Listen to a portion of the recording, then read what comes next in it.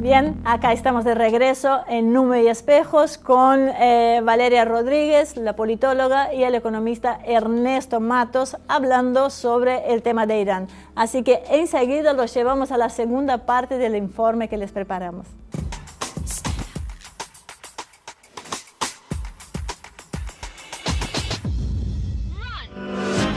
Irán hoy.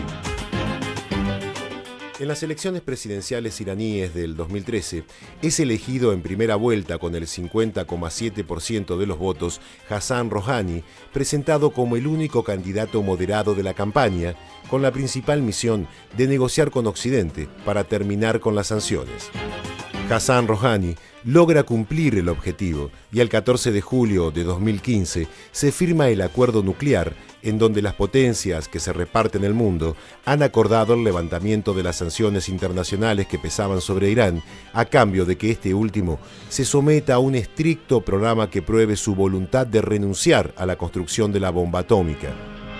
Desde la firma del acuerdo, las delegaciones de las grandes multinacionales, sobre todo europeas y asiáticas, comienzan a abalanzarse hacia Teherán con el objetivo de instalarse en la hasta hace poco vedada República Islámica.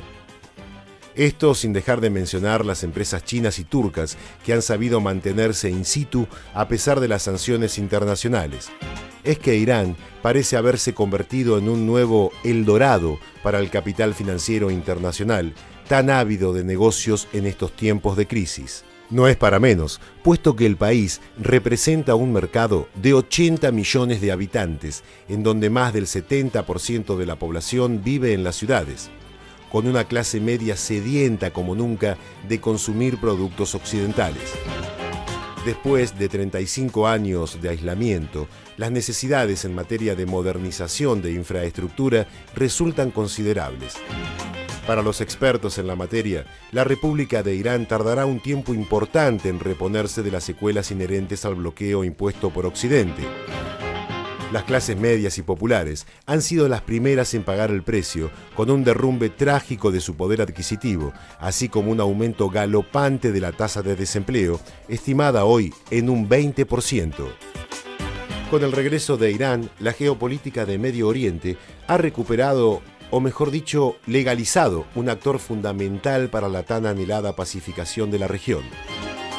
Irán, en su flamante regreso como potencia regional, ha de jugar seguramente un rol fundamental en la lucha contra el nuevo enemigo global de Occidente, el Estado Islámico, así como en los actuales conflictos en Siria, Irak y Yemen. Asimismo, Irán posee, ni más ni menos, que las segundas reservas probadas de gas y la cuarta de petróleo, lo cual tampoco deja de sacudir seriamente la geopolítica mundial de los hidrocarburos. De más está decir que la reinserción de Irán a la geopolítica mundial ha causado una gran preocupación en sus dos enemigos más acérrimos de la región, Israel y Arabia Saudita. El camino para Irán no se anuncia fácil. El déficit en infraestructura es inmenso. La necesidad de inversiones gigantescas, pero nadie podrá robarle el hecho que después de muchísimo tiempo, la gran civilización persa ha retornado y se encuentra en boca de todos.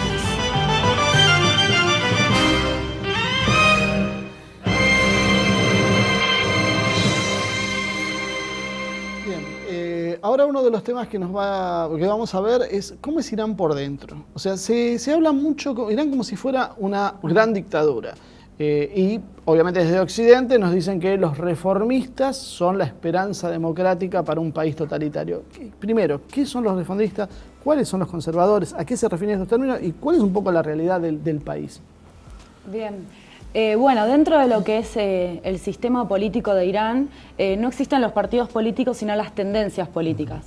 En el año 91, me parece que era el 91, si mal no recuerdo, se sanciona la ley antipartidos políticos, bueno, por todos los desmanes que hubo dentro de la revolución.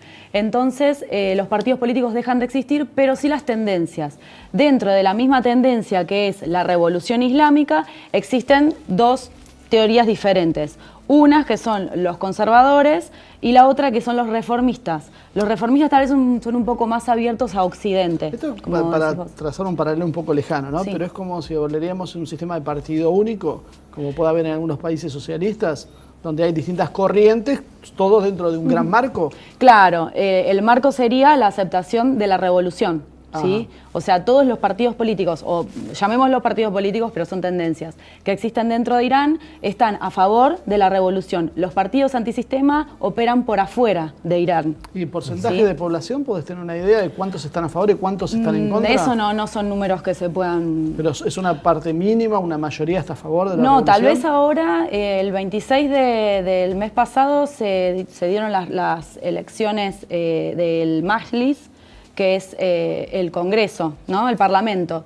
Y bueno, los que ganaron bastante cantidad de escaños fueron los reformistas, pero no superaron a los conservadores. O sea, sigue habiendo como una aceptación de los conservadores, a pesar de que los reformistas lograron bastantes lugares. Pero aquí quiero llevar en esto un tema económico, por el tema del desplome del crudo. O sea, ¿cuál fue la razón que se cayó tanto? Bueno, una de las razones que se especula es el shale gas en Estados Unidos. Estados Unidos ha tenido un desarrollo tecnológico que tiene como objetivo terminar con esta dependencia del petróleo. Digamos, para contextualizarlo, el último discurso ante la Unión que realiza Obama dice, bueno, que ellos aprendieron de dos cuestiones, una la guerra de Vietnam y la otra la guerra en Irak, que ya no va a haber derramamiento de sangre. Entonces, en este contexto en el cual la idea son los tratados de libre comercio... Ese es un poco... Ese es el discurso, digamos, ¿no? El discurso de ellos, planteado ante el pueblo norteamericano. No, lo del derramamiento de sangre, se les derrama un poquitito de sangre, pero bueno. Quieren evitarse eso por la propaganda, porque sí, es propaganda antinorteamericana. Estamos en la guerra de quinta generación. Claro, entonces ahí es donde entra muy fuerte el tema de los tratados de libre comercio y cómo ese acercamiento a Cuba, ese acercamiento a Argentina, ese levantar el bloqueo a Irán, empieza a por lo menos a plantear unas dudas de cómo lo van a llevar adelante ese acercamiento. ¿Y la relación de Irán con Rusia y China? Bueno, esa es una alianza que Estados Unidos en los 70 no se preveía, digamos, o sea, era un tercer escenario dentro del servicio de inteligencia. Rusia por un lado y China por el otro. Aparte de la invasión también, no nos olvidemos que en Teherán se reúnen después de la Segunda Guerra Mundial, Stalin, Churchill, todos, a dividirse de alguna manera lo que va a ser el mundo después, y obviamente el petróleo de Irán es lo más codiciado en aquel momento. Por eso Inglaterra tiene grandes intereses ahí, como los tiene en la India. Entonces digo, a ver, vienen de sistemas, digamos, de luchas coloniales de alguna manera, en su forma, digamos.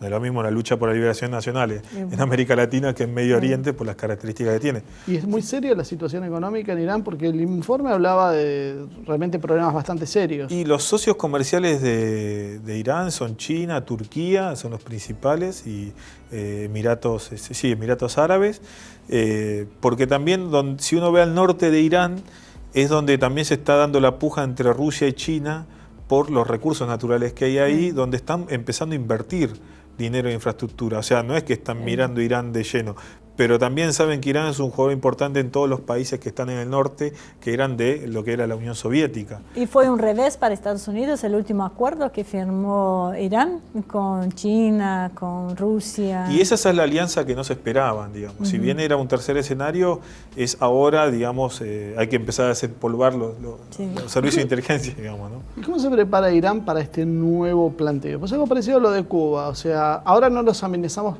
por lo menos tanto militarmente, sino que tratamos de buscar filtrar nuestra ideología. Y sabemos que Occidente ha tenido realmente una eficiencia muy grande en penetrar y corromper desde dentro. ¿Cómo se están preparando para esto? O sea, ¿corre un riesgo realmente la revolución en esto? Yo creo que no, porque se ha luchado bastante por instaurar la revolución islámica y creo que está muy adentro del propio iraní. En Irán, cuando vos estás allá, te llama mucho la atención porque es como que constantemente hay simbolismo relacionado a la revolución. No hay un descontento social como tenemos en Occidente. Salvo por ahí en Teherán, que Teherán justamente es donde mayor cantidad de bancas ganó el reformismo. ¿Sí? Hay otras provincias en las cuales por ahí el reformismo no ganó tanto. Pero en general, en el iraní que vive en Irán, aceptan la revolución. Tal vez con mayor o menor aceptación del tema de los poderes, hay toda una cuestión con los poderes políticos al interior. Entonces va a haber un ala que va a estar más a favor de mayor cantidad de poderes para el Velayat Faqih y otros que no. Pero todos están, digamos, hay una aceptación de la revolución. Ahora una pregunta obligada. ¿Qué peligros representa para Irán la aparición del Estado Islámico? Es un tema interesante ese, nos va a llevar un tiempo. Bueno, en relación a eso, Irán por supuesto no está a favor del Estado Islámico porque en principio eso no es un Estado y tampoco es islámico. De hecho lo está combatiendo en Siria. Tal cual. Hezbollah está... ¿Cuál es la relación con el Hezbollah? Con el Hezbollah hay una buena relación, de hecho el Sayed Nasrallah tiene muy buena relación con Irán, porque hay como un apoyo mutuo, y ahí se un puede acompañamiento. ver precisamente esa lucha contra el Estado Islámico. Tal cual. El Estado Islámico, bueno, como les decía antes, no es ni un Estado ni es islámico. Son grupos islamistas, que no significa que sean islámicos. Hay una gran diferencia entre islamista e islámico. ¿El nombre sería Daesh, más correcto? Daesh es en inglés, son las siglas en inglés, sí. Pero bueno, la diferencia entre el islamismo y entre el islam es justamente que el islamismo se utiliza ciertas cuestiones religiosas para utilizarlos en pos de el interés político y económico de algunos grupos. Y están subvencionados por Estados Unidos, por Turquía y por algunas potencias contrarias a lo que es Rusia, los BRICS y bueno, Irán también, ¿no? ¿Cómo ven la amenaza del sionismo que tanto denuncia Irán? Ernesto. Bueno, a ver, es todo un tema, ¿no? Porque desde Argentina... Bueno, lo bueno de Ernesto es que es economista, pero aparte de economista tiene visión política. Sí. No es un técnico económico, y no se puede hablar. No, bueno, digamos, uno ve desde el caso argentino, obviamente Estados Unidos siempre trató de llevar a la Argentina hacia un enfrentamiento con Irán. En términos comerciales, Irán nunca fue preponderante para Argentina, por lo menos estos últimos 12 años. Lo único que exportábamos eran cereales y aceite. El principal exportador de acá, de la región, es Brasil con Irán. No es la Argentina, ni es Uruguay tampoco, si bien son los tres principales socios. Entonces, ¿por qué tanta, perdón que te interrumpa, por qué tanta la traba entre la relación de Irán y Argentina? Porque justamente lo que está en juego acá es, primero, que la relación argentina-iraní, en estos últimos tiempos, Argentina ha tenido una visión donde el caso justamente de la AMIA se ha retardado. Y echarle la culpa directamente a Irán era llevar adelante la pista externa, cuando lo que hay que investigar, en este caso en Argentina, por aquel atentado, es la pista interna. Estamos metiéndonos en un juego geopolítico en el cual nosotros éramos unos convidados de piedra. No, pero aparte, digamos, la mirada de Estados Unidos era que tratar de buscar la mayor cantidad de socios, atacando a Irán y obviamente tratando de incrementar ese bloqueo comercial. Porque acá la forma, por eso nos llama la atención el cambio de política de Estados Unidos. Porque antes era presionar con todos los socios posibles para bloquear a Irán y ahora de repente levanta la sanción en un momento en el que el precio del petróleo está a la baja, lo cual Irán, si vuelve, digamos, al mercado internacional, digamos, en la exportación y ser un socio más como parte, si fuera de la OPEP, ¿no? Estaría manteniendo el precio a la baja. Y ahí los únicos países perjudicados son Rusia, Venezuela, que no son justamente los más amistosos en el último tiempo con Estados Unidos. Ya nos queda muy poco tiempo y necesito hacer sí o sí una pregunta, Valeria, que ¿cuál es el papel de la mujer? Porque indudablemente en Occidente se la ve todavía como una mujer sometida y todo eso. Decime cómo lo ves. Para cerrar, ya con esto cerramos. En realidad... No, me queda una pregunta.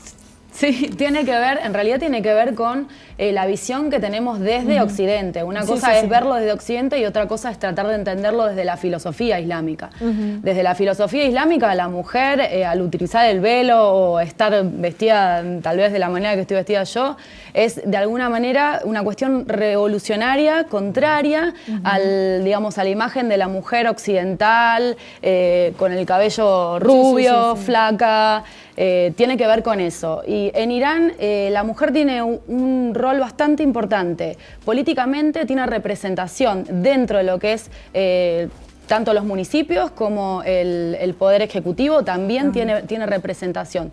De hecho, la presidencia anterior, la vicepresidenta era mujer.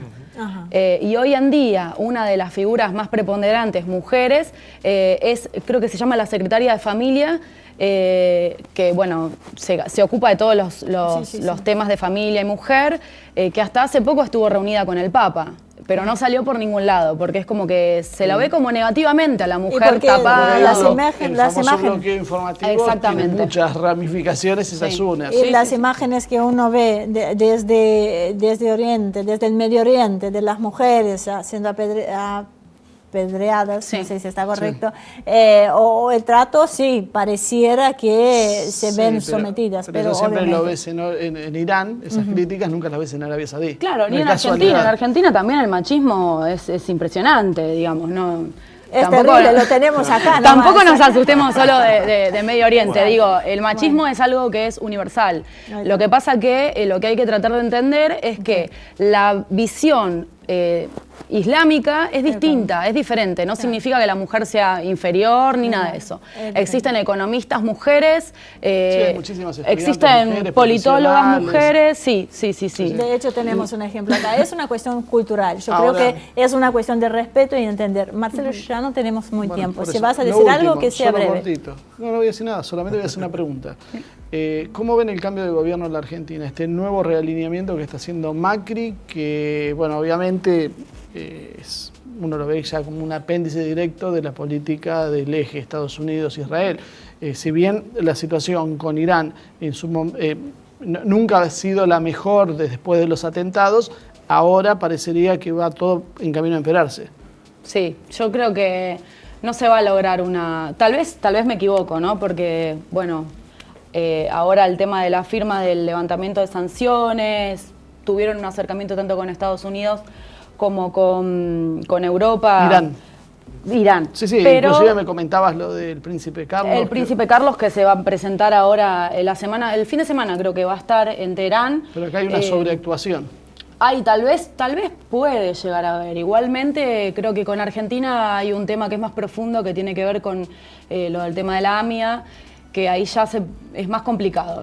Yo no lo veo muy positivo el acercamiento que va a haber. Cuando estuviste allá, ¿notaste alguna animosidad con la Argentina por eso? No, cuando estuve allá la verdad que sabían dónde quedaba Argentina, sobre todo por una cuestión del fútbol.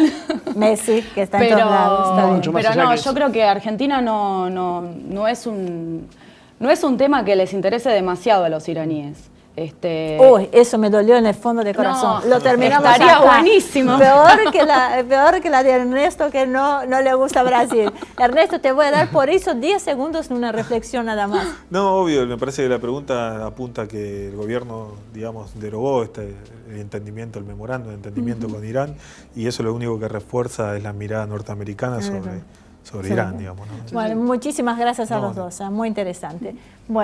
Bueno, hasta acá llegó el programa de hoy. Sin duda nos quedamos sin tiempo y nos dan ganas de seguir hablando más, pero bueno, ya lo veremos en el próximo programa. Así que esperamos sus comentarios en nuestro Facebook y nos vemos la semana que viene en la próxima edición.